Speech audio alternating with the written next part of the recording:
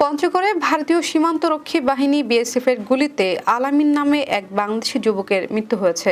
শনিবার ভোরে পঞ্চগড় উপজেলা সদরের আমরখানা ইউনিয়নের ভেতরগড়ে ৭৪৪ মেইন পিলার ৭ নম্বর সাব পিলার এলাকায় এই ঘটনা ঘটে। নিহত আলামিন সদর উপজেলার হাড়িভাষা ইউনিয়নের জিন্নাতপাড়ার সুরুজালির ছেলে।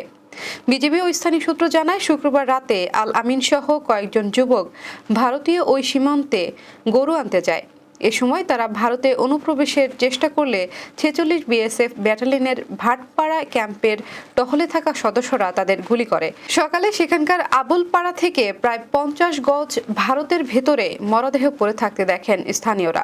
নীলফামারী ৫৬ বিজিবি ব্যাটালিয়নের অধিনায়ক লেফটেন্যান্ট কর্নেল শেখ মোহাম্মদ বদরুদ্দোজা জানান, মরদেহ হস্তান্তরের জন্য বিজিবি ও বিএসএফ এর মধ্যে পতাকা বৈঠকের আহ্বান জানানো হয়েছে।